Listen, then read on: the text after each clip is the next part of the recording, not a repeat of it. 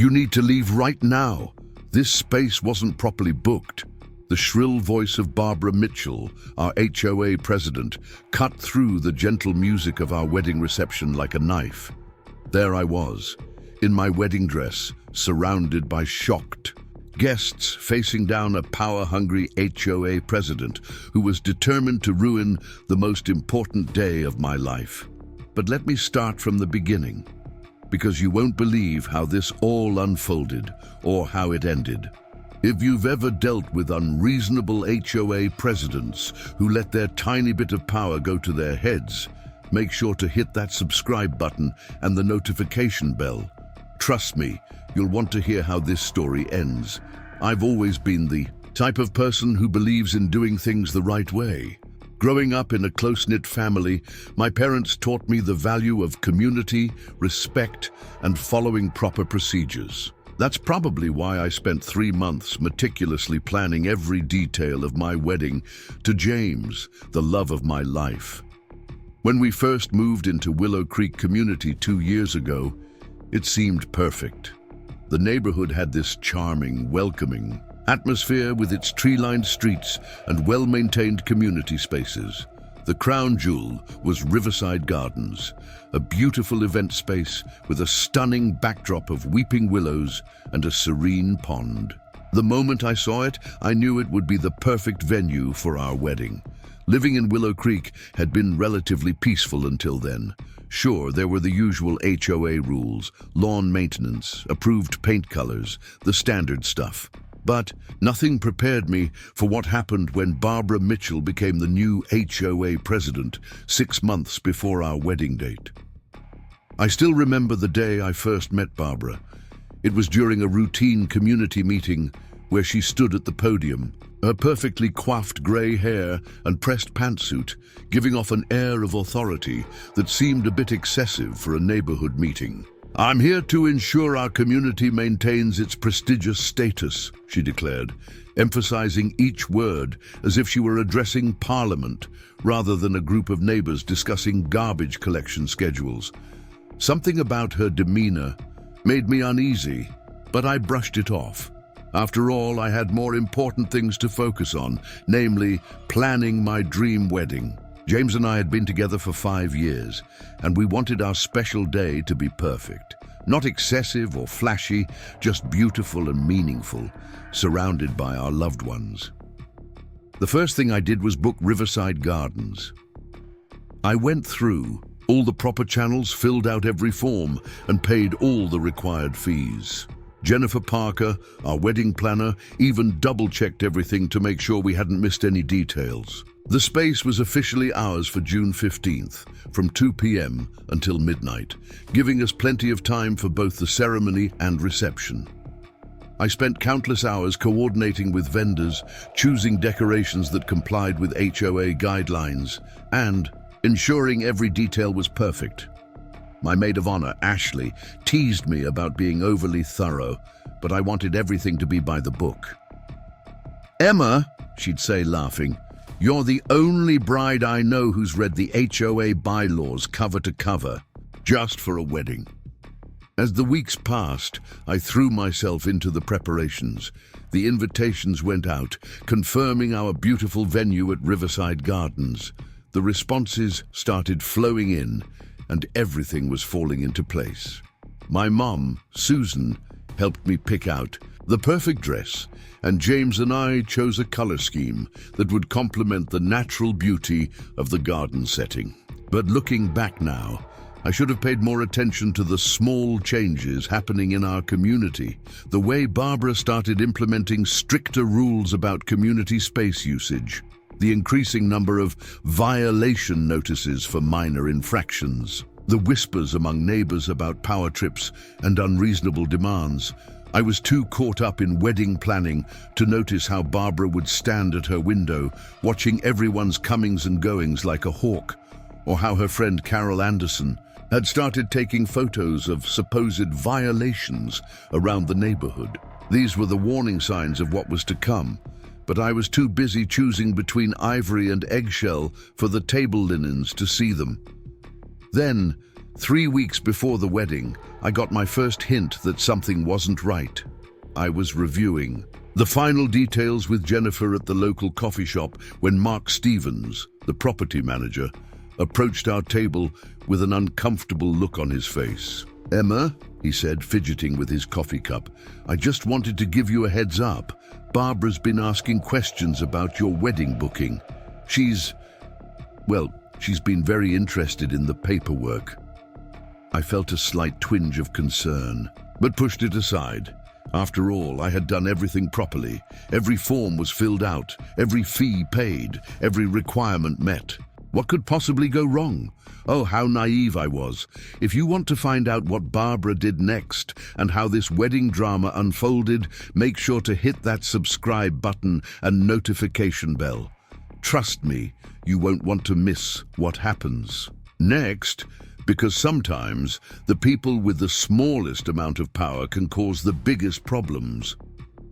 The next morning, after Mark's warning, I decided to take action.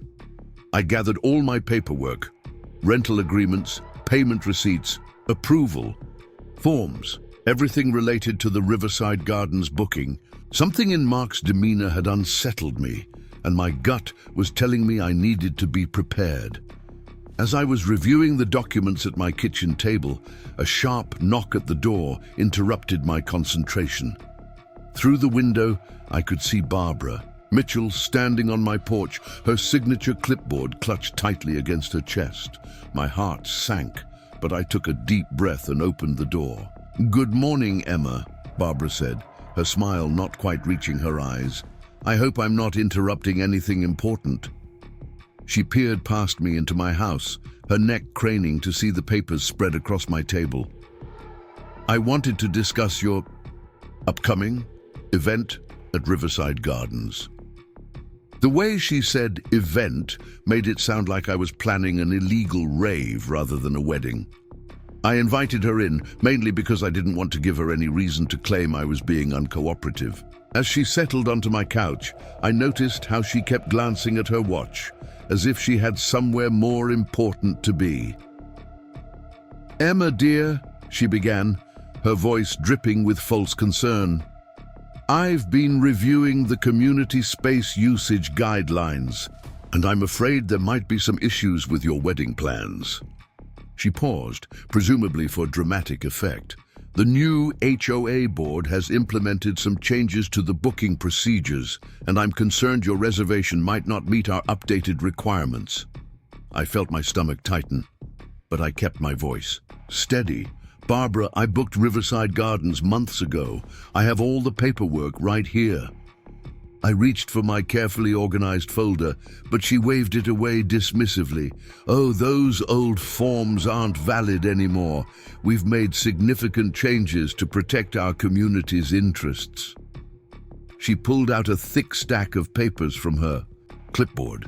"These are the new guidelines. You'll need to resubmit your application under the current rules." As I skimmed through the documents she handed me, my blood began to boil. The new guidelines were ridiculous. Restrictions on guest numbers, mandatory security deposits that were triple the original amount, and a new rule requiring all events to end by 8 p.m. My wedding reception would have to end before it even got dark. "These changes can't apply retroactively," I argued, trying to keep my voice level. "I have a signed contract, and I've paid in full." I pulled out my receipt, but Barbara barely glanced at it. "I'm afraid they do apply," she said, her tone becoming more clipped. "As HOA president, it's my responsibility to ensure all community spaces are used appropriately. We can't make exceptions, even for special occasions." The way she emphasized those last words made it clear she didn't consider my wedding particularly special at all. That's when Ashley, my maid of honor, arrived for our planned meeting about the floral arrangements. She took one look at my face and Barbara's smug expression and knew something was wrong. Ashley had always been better at handling confrontational situations than me, and she immediately stepped in. "Mrs. Mitchell," Ashley said, her lawyer training evident in her tone, I'd be very interested in seeing the board meeting minutes where these changes were approved. As a resident, I should have received notice of any major policy updates. Barbara's expression flickered for just a moment. The board has full authority to make necessary changes for the community's benefit, Barbara replied, but I noticed she was shifting uncomfortably in her seat. If you'd like to attend the next meeting to discuss this further, it's scheduled for next month, well after your planned event date, unfortunately. Ashley wasn't backing down. Actually, according to the HOA bylaws, any significant changes to community space usage require a community vote with at least 30 days' notice. I don't recall receiving any such notice, do you, Emma? I shook my head, feeling a surge of gratitude for Ashley's quick thinking. Barbara's face had turned an interesting shade of pink, but she maintained her composure. Well, there seems to be some confusion about the procedures, Barbara said, standing up abruptly. I'll have to consult with the board about this situation. But Emma, dear, I really think you should start considering alternative venues. We wouldn't want any unpleasantness on your special day. Preparing and narrating this story took us a lot of time, so if you are enjoying it, subscribe to our channel. It means a lot to us. Now back to the story. After Barbara left, Ashley and I sat in stunned silence for a moment before she pulled out her phone. I'm calling my colleague, who specializes in property law, she said. This isn't just about your wedding anymore, Emma. She's trying to abuse her power, and we need to stop her. Over the next few days, things escalated quickly. First, I received an official-looking letter stating that my booking was under review. Then Carol Anderson, Barbara's faithful sidekick, started spreading rumors around the neighborhood that I was planning a wild party that would disturb the community's peace. I tried to handle things professionally. I sent a polite but firm email to the entire HOA board, attaching copies of all my original paperwork and pointing out that retroactive application of new rules would be inappropriate and possibly illegal. Diana Roberts, another board member, responded privately, expressing her concerns about Barbara's behavior, but admitting she felt powerless to stop her. James was furious when he found out what was happening. We should just move the wedding, he suggested one evening as I sat surrounded by legal documents and HOA bylaws. It's not worth all this stress. But I couldn't let it go. This wasn't just about our wedding anymore. It was about standing up to someone who thought they could bully people into submission. The breaking point came when I arrived at Riverside Gardens for what was supposed to be a final planning meeting with our vendors. The locks had been changed. Barbara was there, standing with her arms crossed, flanked by Carol and two other HOA board members who looked decidedly uncomfortable. I'm sorry, Emma, Barbara said, not sounding sorry at all. But until this situation is resolved, we can't allow any access to the space. We need to protect our community's interests. She actually smiled as she said this, as if she was doing me a favor. That's when I noticed Carol filming the entire interaction on her phone, probably hoping I'd lose my temper and give them something to use against me. But I'd learned from watching Barbara's tactics. I calmly pulled out my own phone and started recording as well. Barbara, I said, making sure to keep my voice steady and professional, could you please explain on camera why you're denying me access to a space I've legally booked and paid for? The smug smile on her face faltered slightly. The confrontation at Riverside Gardens was just the beginning. As I stood there recording Barbara's increasingly flustered attempts to justify her actions, I noticed something interesting happening behind her. Diana Roberts, one of the board members, was slowly shaking her head and backing away from the group. It was clear that not everyone was comfortable with Barbara's power play. That evening, as James and I sat in our living room trying to figure out our next steps, we received an unexpected visit from Diana. She looked nervous as she glanced up and down our street before quickly stepping inside.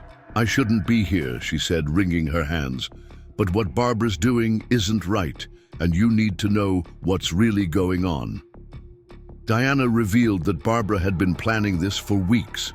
During private board meetings, she'd been pushing for increasingly restrictive rules about community space usage, specifically targeting wedding receptions and large gatherings. But here's the kicker. Barbara's daughter was getting married in 3 months, and she wanted Riverside Gardens for herself. She's been trying to find ways to cancel or discourage all other bookings that might interfere with her daughter's wedding plans, Diana explained. "Your wedding is the biggest obstacle because it's so close to her daughter's date, and she's worried the space won't be pristine enough after your celebration." I felt my blood pressure rising as Diana continued. Apparently, Barbara had even gone so far as to create a new renovation schedule for Riverside Gardens that would conveniently make the space unavailable for several weeks after my wedding date. She was trying to force me out to ensure the venue would be perfect for her daughter. The next morning, I received an email from Barbara that made my heart sink. Attached was a new violation notice, claiming that our wedding plans violated several HOA guidelines. The list was absurd: potential noise violations, insufficient parking arrangements, and even concerns about our choice of flowers potentially attracting unwanted wildlife to the community space. But Barbara had made a crucial mistake. In her rush to force us out, she'd left a paper trail. The timestamps on the new guidelines showed they had been created after my booking was confirmed. Even better, Diana had provided us with copies of the original board meeting minutes, which showed no mention of these changes being properly voted on or approved. I decided it was time to fight back, but smartly. Ashley helped me craft a response that would make any HOA president think twice about their actions. We compiled a comprehensive document that included my original booking confirmation, payment receipts, and most importantly, evidence of Barbara's selective enforcement of these new rules. We also discovered something interesting while going through the community Facebook group. Other residents had been sharing their own stories of Barbara's increasingly controlling behavior. Kevin and Sarah Martinez, who lived 3 houses down, had been forced to cancel their son's graduation party at Riverside Gardens just a week before, under similar circumstances. The community was starting to notice a pattern, and people weren't happy. When I shared my situation in the neighborhood group, the response was overwhelming. Dozens of residents came forward with their own stories of Barbara's overreach. What had started as my personal battle was turning into a community-wide movement for change. That's when Barbara made her biggest mistake yet. She called an emergency HOA meeting, presumably to try to get ahead of the growing discontent. The community center was packed that evening, with nearly every resident in attendance. Barbara stood at the podium, her usual composure slightly cracked, as she faced the crowd. "I want to address some misconceptions about recent changes to our community space usage policies," she began, her voice carrying that same condescending tone I'd come to know so well. "Everything we've done is for the benefit of our community and the preservation of our property values." But the community wasn't buying it anymore. One by one, residents stood up to share their experiences. Sarah Martinez spoke about her son's cancelled graduation party. An elderly couple discussed how they'd been denied use of the space for their 50th anniversary celebration. Each story added to the growing picture of Barbara's abuse of power. I sat quietly, watching it all unfold, until Barbara made one final attempt to defend her actions. "Miss Thompson's wedding plans simply don't meet our community standards," she declared, looking directly at me. "The potential for damage to our beautiful Riverside Gardens is too great a risk." That's when Greg Mitchell, Barbara's own husband, did something unexpected. He stood up from his seat in the back of the room and cleared his throat. "Barbara," he said, his voice tired but firm, "this has gone too far. You can't keep doing this to people." The room fell silent. Barbara's face turned pale as Greg continued. Our daughter wouldn't want her wedding to come at the expense of ruining someone else's. This isn't right, and you know it. The look of betrayal on Barbara's face was almost painful to watch. But she wasn't done yet. In a move that would prove to be her undoing, Barbara pulled out a thick folder and began reading from a list of supposed violations she'd documented about various residents. It was clear she'd been keeping detailed records of every perceived infraction, no matter how minor, presumably to use as leverage when needed. The community's reaction was immediate and unified. People were outraged to learn they'd been under such careful surveillance. Carol Anderson, who had been Barbara's faithful supporter, looked increasingly uncomfortable as she realized she'd been complicit in this behavior. As the meeting descended into chaos, I noticed Mark Stevens, the property manager, quietly making his way to the front of the room.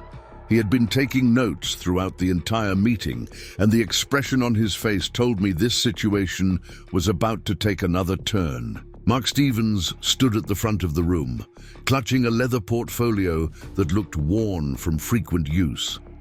The chaos of the meeting had settled into an expectant hush as he cleared his throat. As property manager, Mark had always been quiet and professional, carefully walking the line between residents and the HOA board. But tonight, something was different.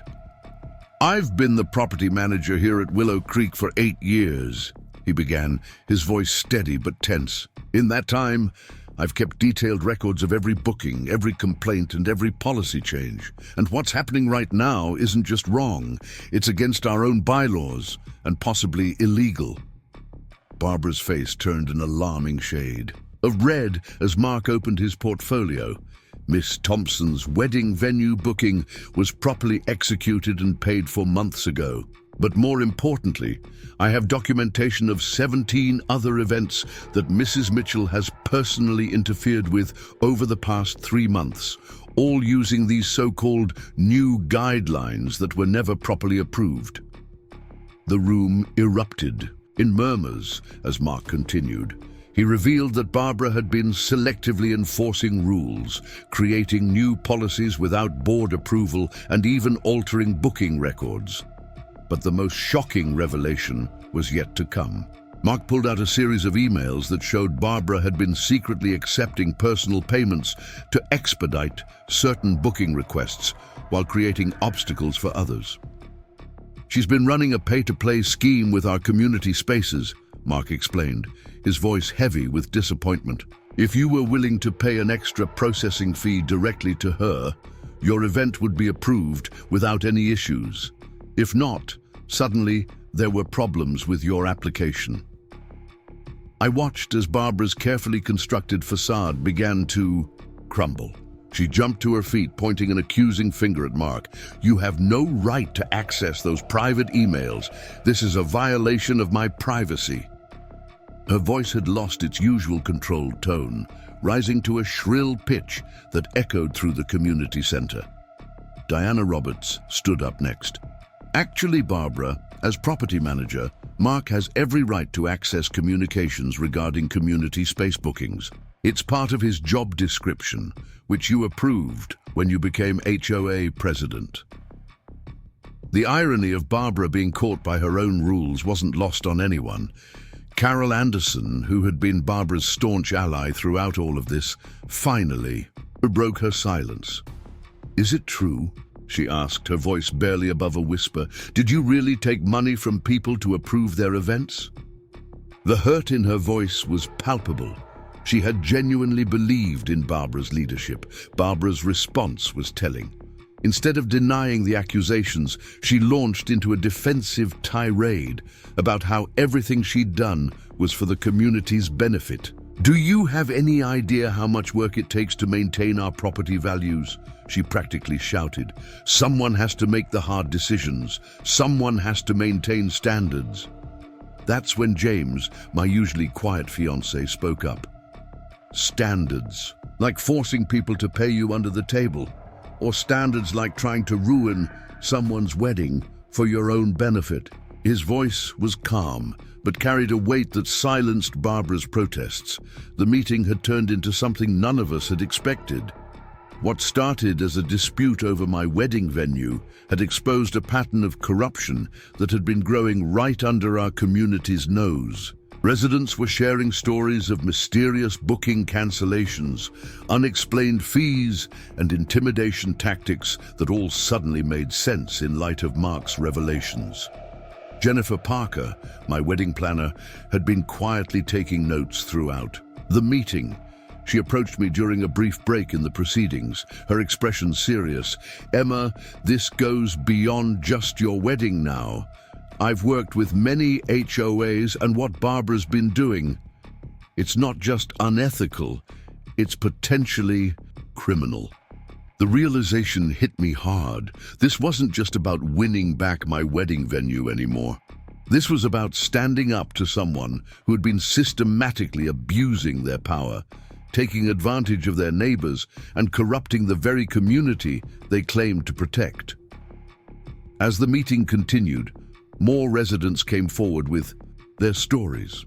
The Martinez family revealed they had been offered a special rate to rebook their son's graduation party, a rate that would have gone directly to Barbara's personal account.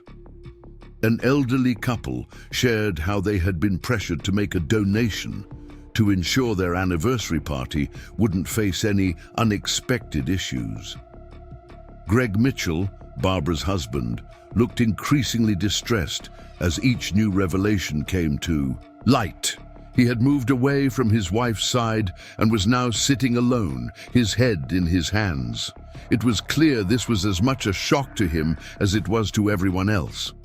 The situation took another turn when Kevin Martinez, a local real estate agent, shared something interesting. "I've been wondering why Barbara was so insistent about controlling the community spaces," he said. "Then I discovered she's been running a side business, renting out our facilities to outside groups at premium rates. Money that never made it to the HOA accounts." The evidence was mounting, and Barbara's grip on power was clearly slipping.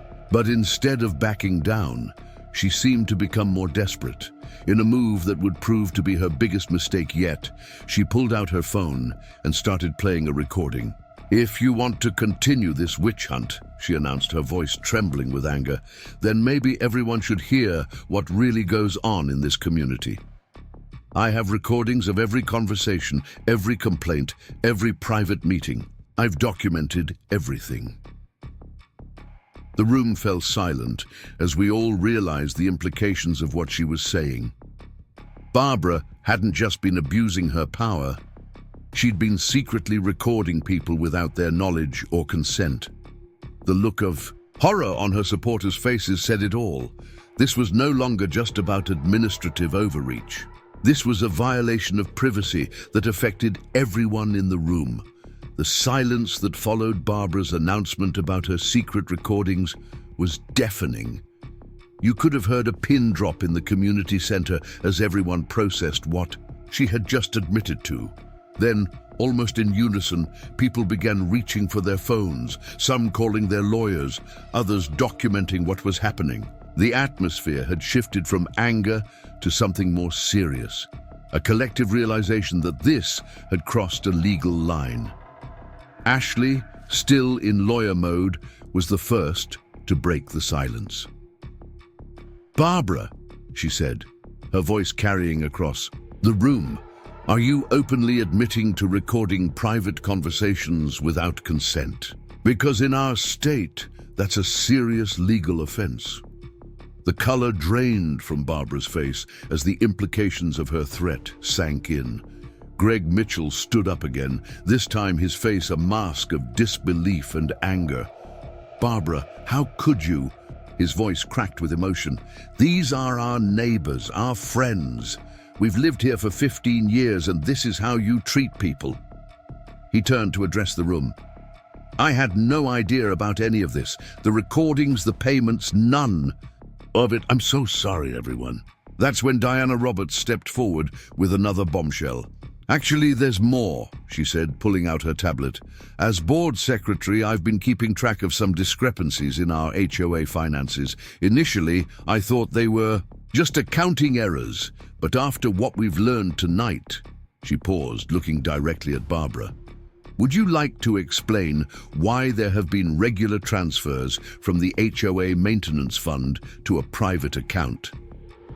Barbara's composure finally cracked completely. You've all been against me from the start, she shrieked, her carefully maintained image of control shattering. None of you understand what it takes to maintain standards. I did what was necessary. She began frantically scrolling through her phone, presumably looking for more recordings, to use as leverage. Jennifer Parker, my wedding planner, had been quietly making calls during this chaos. She approached me and James, speaking in a low voice. I've contacted several other wedding vendors who've worked events here at Riverside Gardens.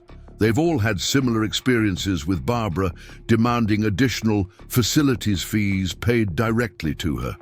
They're willing to provide statements. Oh, the situation was spiraling beyond anything I could have imagined when I first booked my wedding venue. What had started as a dispute over my wedding had uncovered years of manipulation, financial misconduct, and potentially criminal behavior. I felt overwhelmed, but also oddly validated. Every instinct that had told me to stand up to Barbara had been right. Carol Anderson, who had been Barbara's closest ally throughout her reign as HOA president, finally stood up. Her face was a mixture of shame and determination.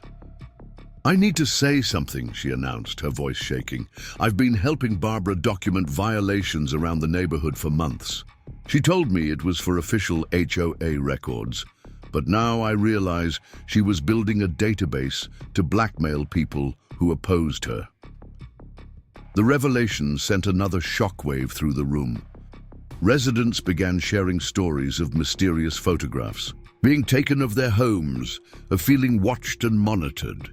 The scope of Barbara's surveillance network was becoming clear, and it was more extensive than anyone had imagined. Mark Stevens stepped forward again, his expression grim. I've been compiling evidence of all this for the past few months, he admitted. I knew something wasn't right, but I needed to gather enough proof. I have copies of altered booking records, documentation of unauthorized fees, and evidence of community funds being misappropriated. As Mark spoke, I noticed Barbara typing frantically on her phone. James saw it too, and apparently so did Greg. Barbara, what are you doing? Greg asked, his voice sharp with suspicion. He moved closer to his wife, trying to see her screen. Don't you dare, Barbara snapped, pulling away from him. I'm sending everything I have to my lawyer.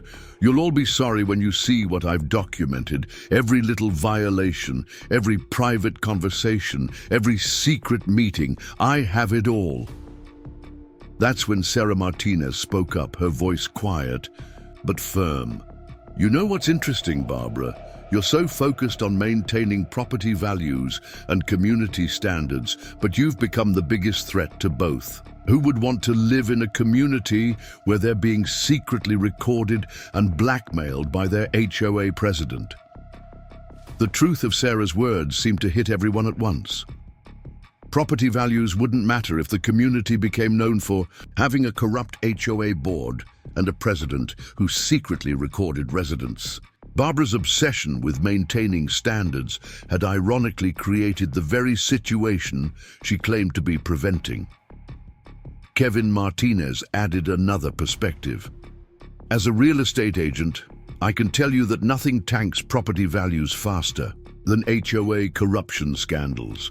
And Barbara, you've just admitted to several illegal activities in front of dozens of witnesses.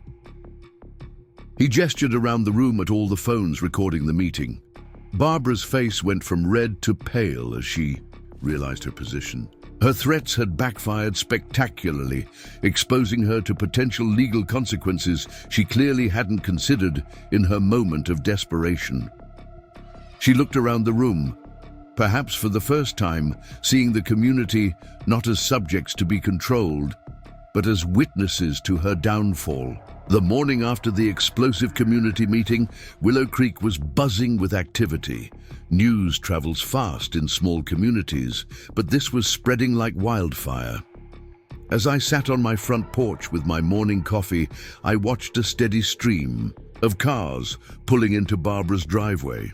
First came the remaining HOA board members, then a man in a suit who I assumed was her lawyer, and finally, to everyone's surprise, 2 police officers. I wasn't the only one watching. Neighbors were pretending to water their lawns or check their mail, all while keeping a careful eye on the unfolding situation. Diana Roberts had texted me early that morning, warning me that things were about to get complicated. She wasn't wrong. Ashley arrived at my house just as the police were leaving Barbara's. She had that determined look in her eyes that I'd come to recognize from our years of friendship.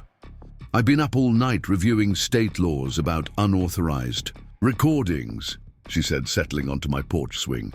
What Barbara admitted to isn't just unethical, it's criminal in our state. And that's just the beginning. Inside Barbara's house, we could see shadows moving back and forth behind the curtains.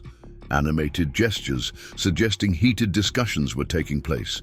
Greg's car was notably absent from the driveway. Rumor had it he'd spent the night at his brother's house, unable to face his wife after the revelations of the previous evening. Jennifer Parker, my wedding planner, called around 10 a.m. with some interesting news. Remember those extra facilities fees Barbara was charging? I've been talking to other event planners in the area. Turns out she's been running this scheme for over a year. I've already gathered statements from 6 other planners who were forced to pay under-the-table fees to secure venue bookings. The situation was snowballing faster than anyone had anticipated. Mark Stevens had spent the morning making copies of all the documentation he'd gathered, sharing them with the appropriate authorities. The evidence was damning. Altered records, unauthorized fees, misappropriated funds, and of course the illegal recordings. Around noon, Carol Anderson made a surprising appearance at my door. She looked like she hadn't slept, her usually perfectly styled hair disheveled, her eyes red from crying.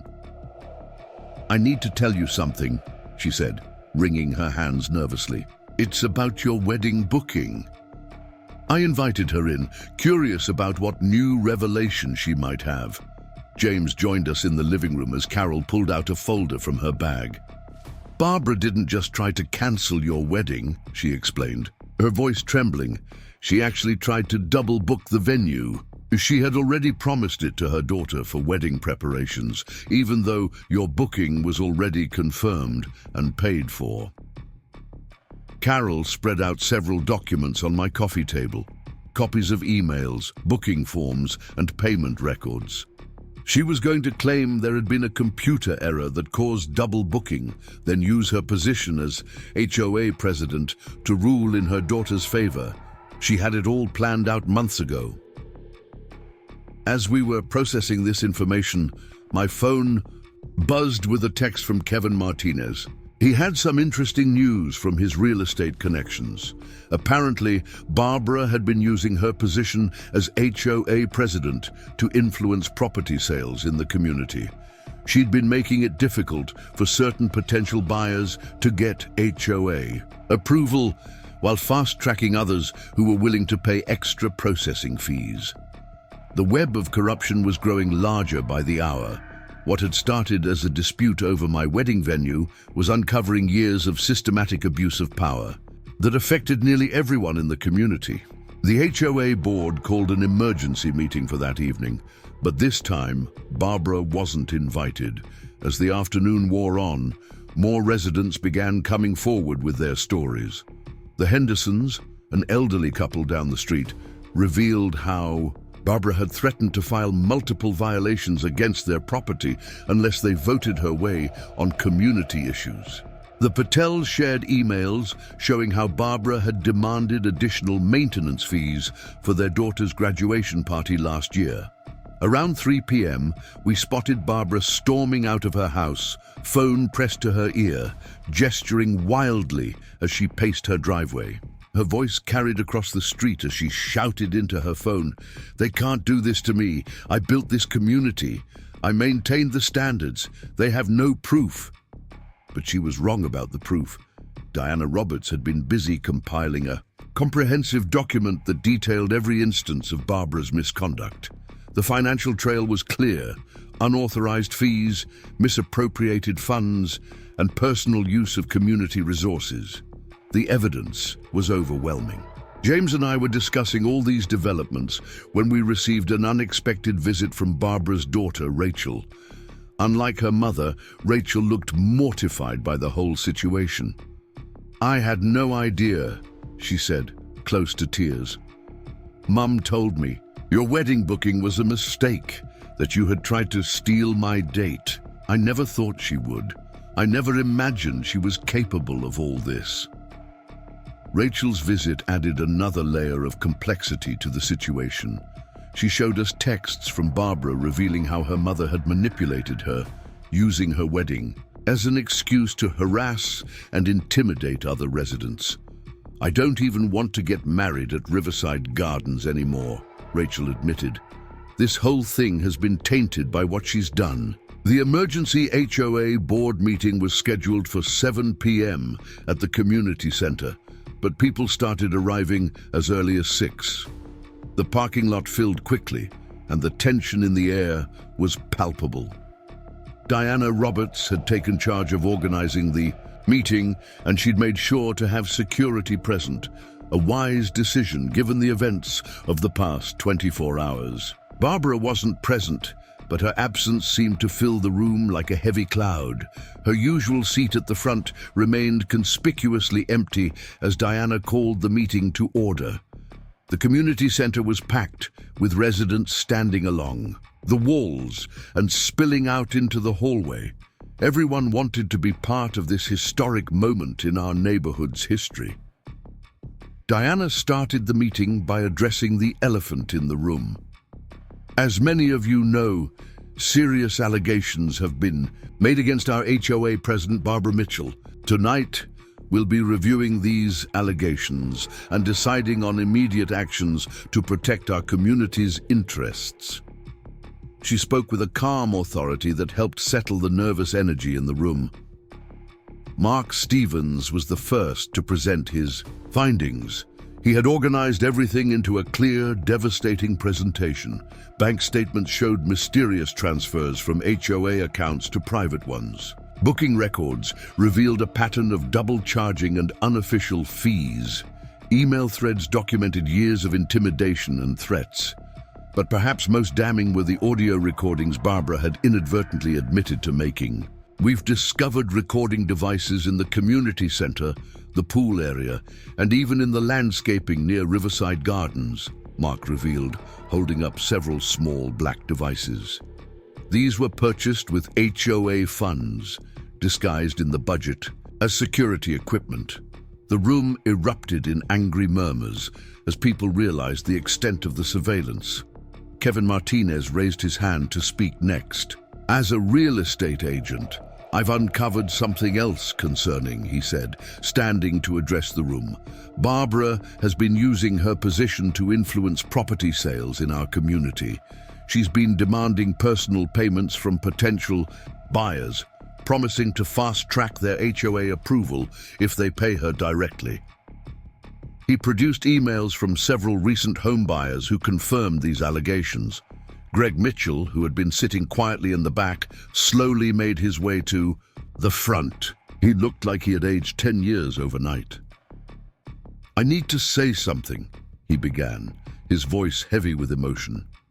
"I've spent the last 24 hours going through Barbara's home office. What I found..." He paused, collecting himself. "She's been keeping detailed files on everyone in this community. Personal information, private conversations, photographs, everything she could use as leverage." The revelation sent shockwaves through the room. People began whispering among themselves, wondering what information Barbara had collected about their families. The violation of privacy felt deeply personal to everyone present. Jennifer Parker stood up next, clutching a thick folder. "I've gathered statements from 17 different event planners and vendors who've worked at Riverside Gardens over the past 2 years. They all tell the same story. Barbara demanded additional payments, threatened to cancel events if they didn't comply, and created artificial problems that only she could solve for a price. Ashley, who had been taking notes throughout the meeting, raised an important legal point. The unauthorized recordings alone are a criminal offense, she explained. But when combined with the financial misconduct and extortion, we're looking at serious legal consequences. This isn't just an HOA matter anymore. Diana then revealed something that made my blood run cold.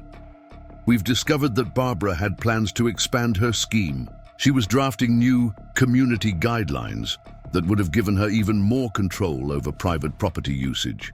She wanted to require approval for any gathering of more than 10 people, even in private homes. The room erupted in outrage at this news. The idea that Barbara had been planning to extend her control into people's private homes was the last straw for many residents. Sarah Martinez voiced what everyone was thinking. She's turned our community into her personal fiefdom, and we've been letting her get away with it. Carol Anderson, still looking shaken from her earlier revelations, shared more details about Barbara's methods. She had a system, Carol explained. She would find something minor, a flower bed that needed weeding, a trash can left out too long, and use it as leverage. She would offer to overlook these violations in exchange for favors or payments. I helped her document these things, thinking we were maintaining community standards. I was wrong, and I'm so sorry. Rachel Mitchell returned to the meeting, this time with a USB drive. I found this in Mom's home office, she said, her voice trembling. It contains spreadsheets tracking every payment she's received, every person she's blackmailed, every favor she's called in. She documented everything, probably to keep track of who owed her what. She never thought anyone would find it. The USB drive's contents were projected onto the wall, and the room fell silent as people absorbed the scope of Barbara's activities. The spreadsheets were meticulous, dating back 3 years, showing a calculated system of corruption that had touched nearly every aspect of community life. The morning after the emergency board meeting, everyone expected some kind of response from Barbara. What we didn't expect was complete silence. Her house stood quiet, curtains drawn, no sign of movement. Even her usually immaculate front lawn showed signs of neglect, something that would have earned anyone else one of her infamous violation notices just days before. Diana Roberts called me early that morning with news that would change everything. The board voted unanimously last night after you left, she said, her voice filled with a mix of relief and concern. Barbara has been removed as HOA president, effective immediately. But Emma, there's something else you should know. We found your original wedding venue contract in her home office, and it's been altered. I rushed to the community center where Diana was waiting with Mark Stevens. They had laid out 2 versions of my contract side by side, the original I had signed and the doctored version Barbara had created. The differences were subtle but significant. Dates had been changed, clauses added, and most disturbing of, all my signature had been digitally manipulated on the altered version. This is forgery, Ashley said quietly, examining the documents. She had arrived shortly after me, already in full lawyer mode. And with the evidence of financial fraud we uncovered last night, this takes everything to a new level. We need to contact the authorities immediately. As if on cue, 2 police cars pulled into the community center parking lot. It turned out we weren't the only ones who had been busy. The evidence presented at last night's meeting had made its way to the local authorities, and they had some questions of their own. Jennifer Parker arrived while the police were interviewing Diana and Mark. She had been going through her records and found something interesting. Look at this. she said, pulling out her tablet. Barbara didn't just alter your contract, Emma. She's been modifying venue contracts for months. I've found at least 7 other instances where the terms were changed after signing. The police spent hours gathering statements and collecting evidence. They were particularly interested in the recording devices found around the community properties. One officer explained that unauthorized surveillance of this nature was a serious offense, especially when combined with evidence of extortion and fraud. Around noon, movement at Barbara's house finally caught everyone's attention. A large moving truck pulled into her driveway, followed by Greg's car. The neighborhood watched in stunned silence as Greg and Rachel began loading boxes into the truck. Barbara was nowhere to be seen. Carol Anderson, who lived next door to the Mitchells, came rushing over to the community center. "You won't believe what I just overheard," she said, still catching her breath. "Barbara's locked herself in their home office and is refusing to come out. Greg is trying to reason with her, but she keeps screaming about how we'll all regret this." The situation took another turn when Kevin Martinez discovered something alarming on his afternoon walk. "The community pool's security cameras have been damaged," he reported, showing us photos on his phone. "And someone's thrown all the pool furniture into the water. It happened sometime last night after the meeting."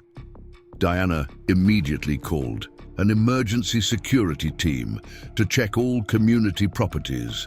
What they found was disturbing. Recording devices had been removed from various locations, documents were missing from the HOA office, and someone had attempted to access the community's computer system late last night. "She's trying to cover her tracks," Ashley observed grimly. "But she doesn't realize that we've already documented everything. Mark's copies, Rachel's USB drive, the police evidence. It's too late for her to hide what she's done." The police returned to Barbara's house with a search warrant late that afternoon. The scene that unfolded was something none of us could have predicted. As officers approached the front door, we could hear the sound of a paper shredder running at full speed. When they entered, they found Barbara in her home office, frantically destroying documents. But Barbara had made a crucial mistake in her panic. In her rush to destroy evidence, she hadn't noticed that many of the shredded papers had fallen into a neat pile beside her desk. The police carefully collected every scrap. Modern forensics can reconstruct shredded documents, and Barbara had just handed them even more evidence of her misdeeds. The sight of Barbara being escorted from her house by police officers was surreal. Gone was the perfectly composed HOA president who had terrorized our community. In her place was a disheveled woman who couldn't stop ranting about property values and community standards. Greg watched from the driveway, his face a mask of sadness and resignation. Rachel approached me as the police car pulled away with her mother. "I found something else you should see," she said, holding out a manila envelope. "It's a detailed plan Mom made to sabotage your wedding." She had everything mapped out. Fake complaints from neighbors, manufactured safety concerns, even plans. To have someone call in a noise complaint during your reception. She was going to do whatever it took to force you out of that venue. The day after Barbara's arrest, our community woke up to a strange new reality. The recording devices were gone, the threats had stopped, and the constant fear of violation notices had lifted. But in their place was a different kind of tension, the uncomfortable realization that we'd all been victims of a scheme that had gone on far too long. Diana Roberts called an informal community gathering at Riverside Gardens, the very place where my wedding drama had started. The irony wasn't lost on anyone. As people filtered in, I noticed how different everyone seemed. Neighbors who had barely spoken to each other were now engaged in animated conversations, sharing their personal experiences of Barbara's reign. Jennifer Parker arrived with a stack of documents she'd managed to recover from the HOA office before Barbara's desperate destruction spree. "You need to see this," she said, spreading them out on a picnic table. Barbara had a complete dossier on every major event planned for the next year. Each file includes what she called leverage points, things she could use to either force cancellations or extract additional payments. The documents revealed a level of calculation that was truly disturbing. Barbara had created detailed profiles of each event organizer, including personal information that she had no right to possess. My own file was particularly thick, containing everything from my work schedule to copies of private emails I'd exchanged with vendors. Ashley had spent the morning in conversations with the district attorney's office. "They're taking this very seriously," she reported.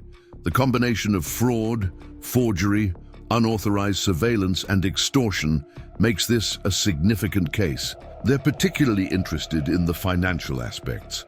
Apparently, Barbara's scheme goes beyond just our community." That's when Kevin Martinez shared another revelation. Through his real estate connections, he discovered that Barbara had been running similar schemes in other neighborhoods where she'd previously lived. "I found HOA boards in 3 different communities that had dealt with similar issues," he explained. "She would gain a position of authority, implement her system of control, and then move on before she could be caught. We're just the first ones who managed to expose her." Greg Mitchell approached our group, looking exhausted but determined. "I've been going through our home finances," he said quietly. "The amount of money Barbara collected through her schemes, it's staggering. She had multiple hidden accounts, all carefully disguised. I had no idea." He paused, struggling with his next words. "She used some of that money to pay for Rachel's wedding venue, a luxury resort in another state. Rachel's canceled it all. She says she couldn't bear to have her wedding paid for with stolen money." Carol Anderson, who had been uncharacteristically quiet since Barbara's arrest, finally spoke up. "I found all the photos I took for her," she admitted, her voice thick with shame. "Years' worth of documentation of our neighbors, their homes, their guests. She had me catalog everything, claiming it was for community records.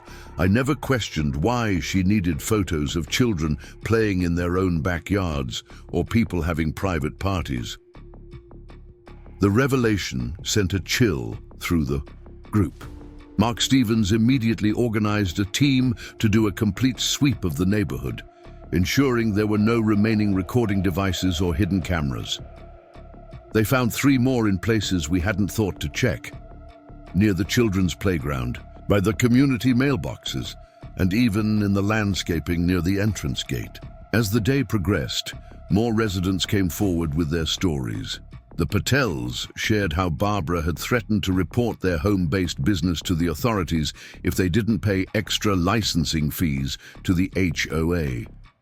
The Hendersons revealed that their grandson's college scholarship recommendation had been held hostage until they agreed to vote her way on community issues.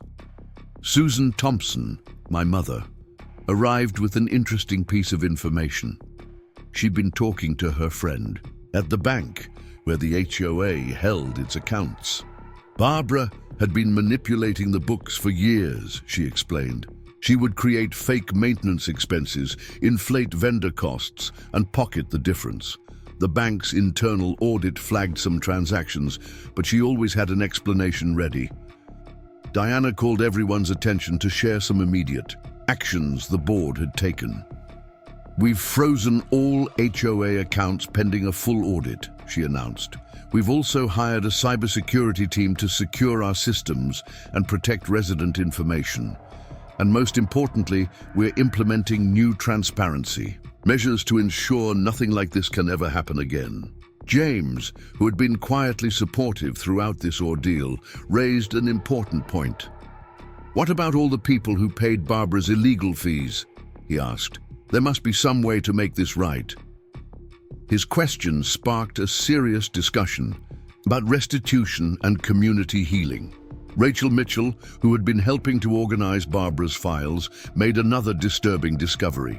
"Mom had plans to expand her surveillance system," she said, showing us a recent purchase order.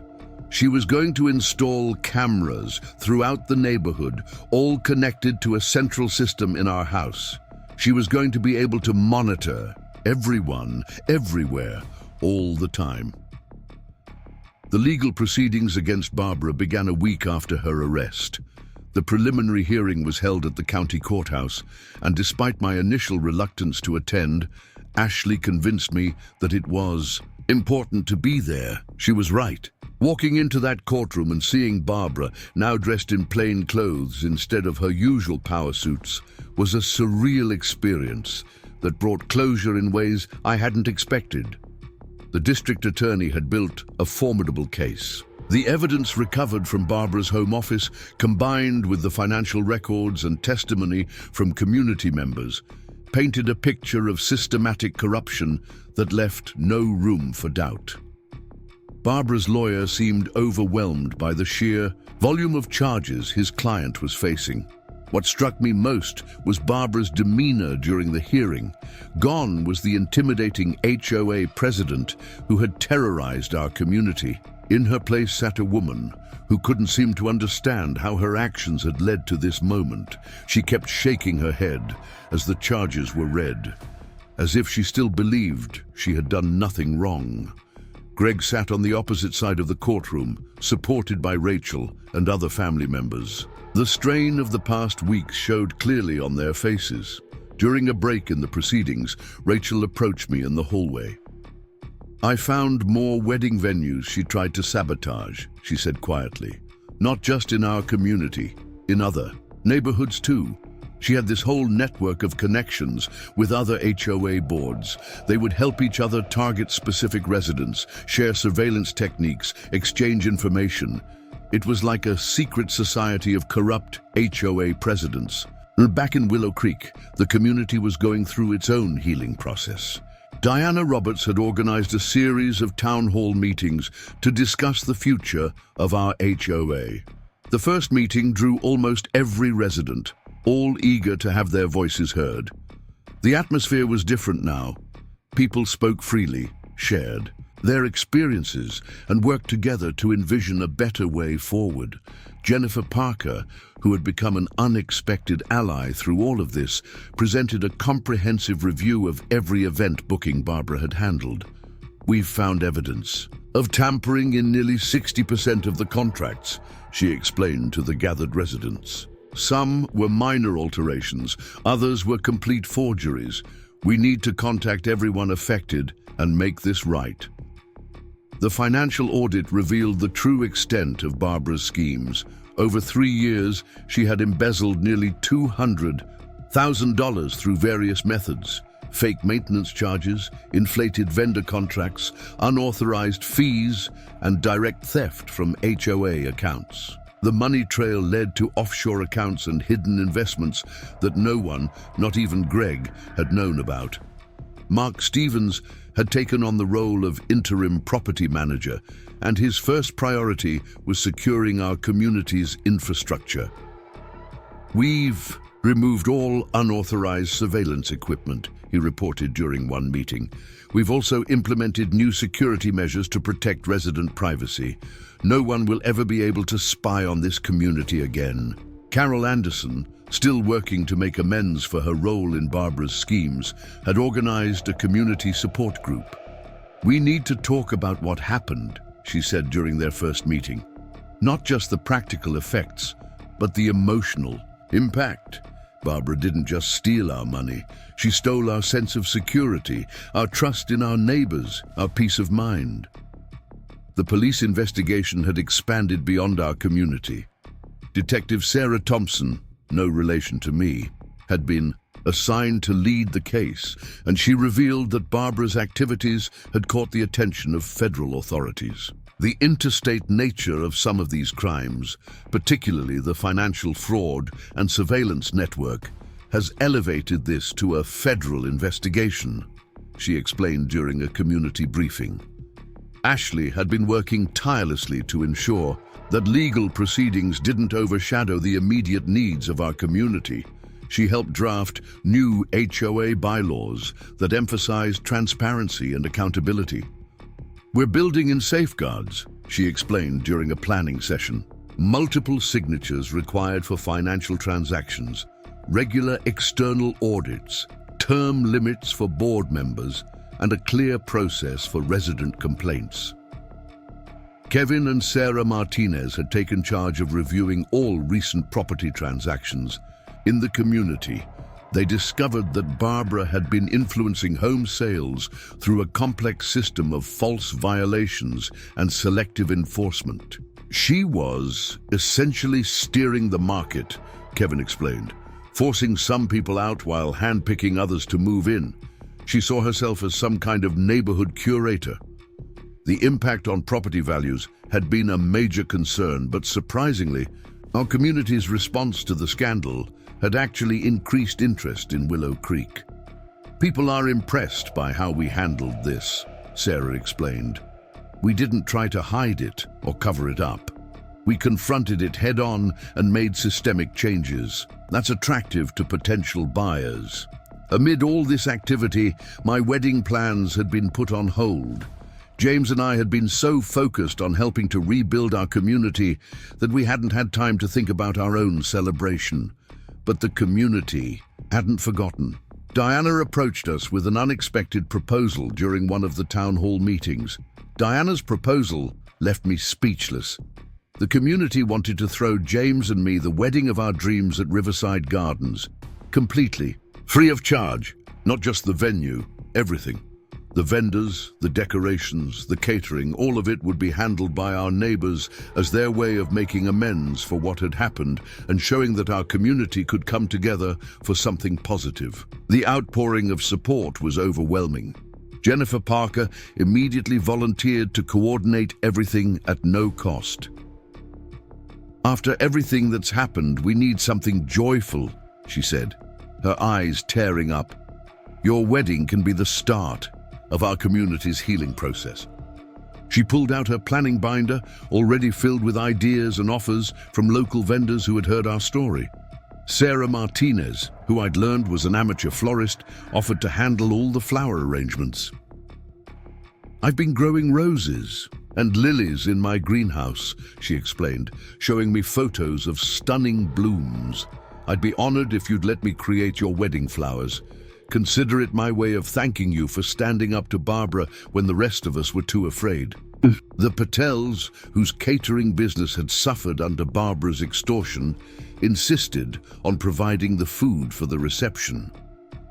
We want to show what we can really do when we're not being constrained by ridiculous rules and fees, Mrs. Patel said, presenting us with a menu that made my mouth water. This is our chance to celebrate our community's freedom. Even Carol Anderson, still working to redeem herself, came forward with an unexpected contribution.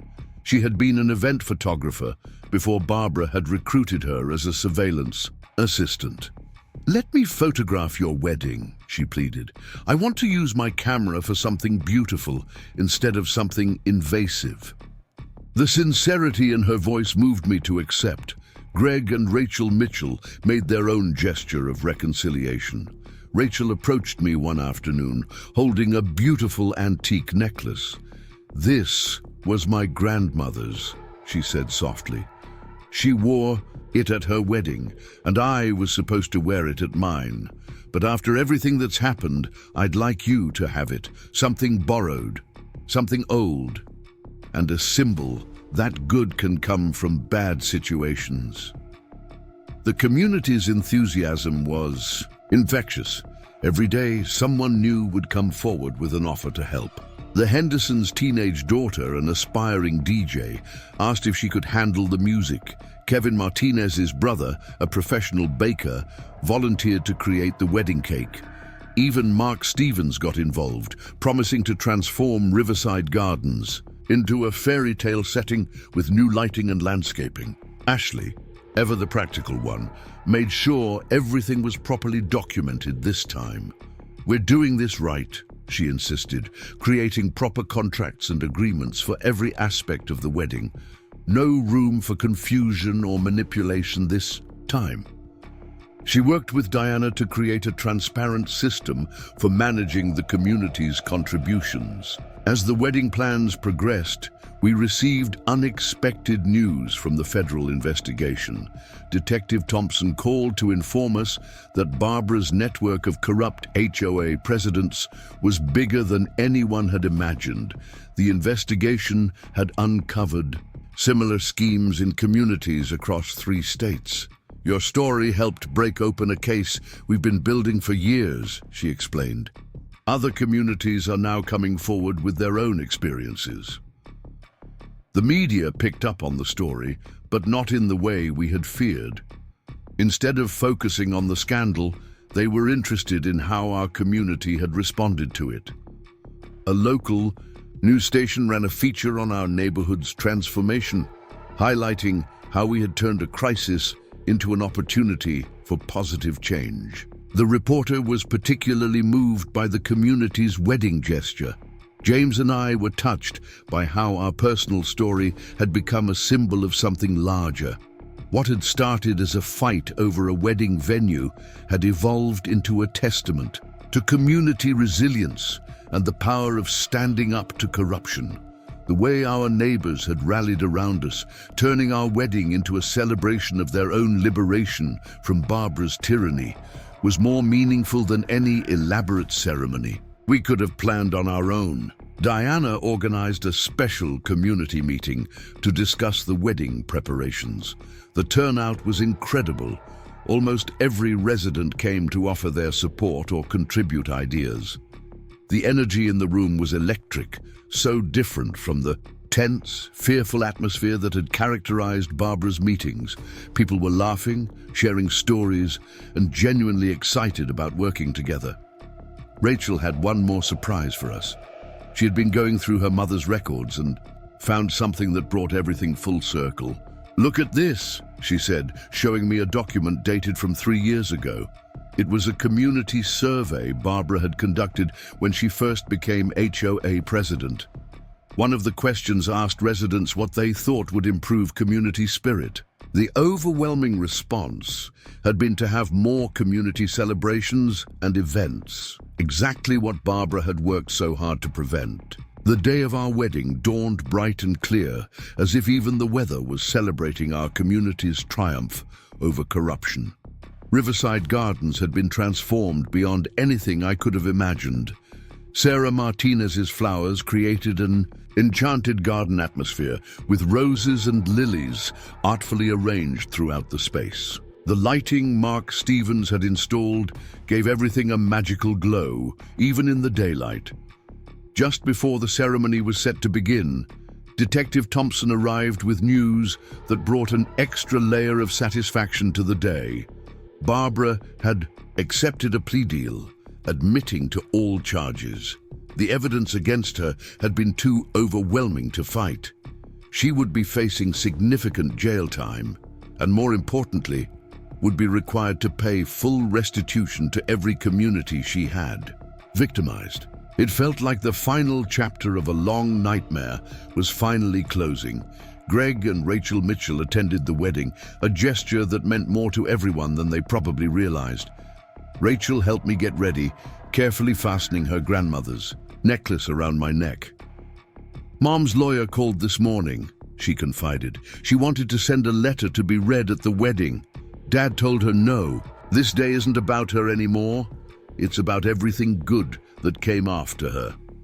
The ceremony itself was a testament to our community's resilience and creativity. The Hendersons' daughter had created a perfect playlist, mixing traditional wedding songs with uplifting music about overcoming obstacles and celebrating togetherness. Carol Anderson, true to her word, captured every moment with her camera, her artistic eye finding beauty in details I might have missed. Mrs. Patel had outdone herself with the catering, creating a feast that perfectly balanced elegance with comfort. The serving tables were decorated with small cards telling the stories behind each dish, family recipes, cultural traditions, and personal meanings. It was her way of showing how food could bring people together and heal divisions. During the reception, Diana Roberts gave a toast that brought tears to everyone's eyes. A year ago, We were a community living in fear, she said. Today, we're a family celebrating love, justice, and the power of standing up for what's right. Emma and James didn't just fight for their wedding, they fought for all of us. And in doing so, they helped us find our own strength. Kevin Martinez had another surprise for us. As the real estate agent for the community, he had been tracking property values since Barbara's arrest. "You'll never believe this," he announced during his speech. "Our property values have actually increased since all this happened. Turns out people want to live in a community that faces its problems head-on and comes together to support each other. We're now one of the most desired neighborhoods in the area." Jennifer Parker had orchestrated everything perfectly, proving that events could run smoothly without threats or extortion. Every detail she had planned reflected our community's journey, from the Unity candle ceremony that included all our neighbors to the guest book filled with messages of hope and renewal from residents past and present. Mark Stevens shared something interesting during the reception. The security cameras that had once been tools of surveillance had captured something beautiful instead. Time-lapse footage of our community coming together to prepare for the wedding. He had edited it into a touching montage that played during dinner, showing everyone working side by side to create something magical. Ashley, who had been instrumental in bringing Barbara to justice, made sure to include a special legal touch to the celebrations. She had prepared a new document, signed by all residents, establishing an annual community celebration to be held at Riverside Gardens. "We're calling it Unity Day," she explained, "a reminder of what we can achieve when we stand together against corruption." The Hendersons, whose grandson's scholarship had been threatened by Barbara, shared their own good news. He had been accepted to his dream college, and the community had come together to create a small scholarship fund in his name. "This is what real community leadership looks like," Mr. Henderson said, gesturing to the celebrating crowd. "Supporting each other, lifting each other up, not tearing each other down." As the evening drew to a close, Carol Anderson presented us with a beautiful photo album. "I've been documenting everything since Barbara's arrest," she explained. "Not to gather evidence this time, but to capture moments of healing and joy. This album tells the story of our community's transformation, and your wedding is the perfect happy ending." The final surprise came from Rachel Mitchell. She had decided to have her own wedding at Riverside Gardens after all, but with a different purpose. "I'm turning it into a charity event," she announced. "All the money that would have gone to expensive decorations and excessive displays will instead go to creating a legal fund for communities fighting corrupt HOAs. Sometimes good things can come from bad situations." As James and I danced under the stars, surrounded by the warmth and love of our true community, I couldn't help but marvel at how differently everything had turned out. What Barbara had tried to destroy had instead become stronger. Our wedding wasn't just a celebration of our love, it was a testament to the power of standing up for what's right, of communities coming together, and of good triumphing over greed and corruption. Up next, you've got two more standout stories right on your screen. If this one hit the mark, you won't want to pass these up. Just click and check them out. Don't forget to hit that subscribe button and ring the notification bell for more stories about standing up to injustice and communities coming together. Drop a comment below, sharing your favorite moment from this journey. I'd love to hear what resonated with you the most.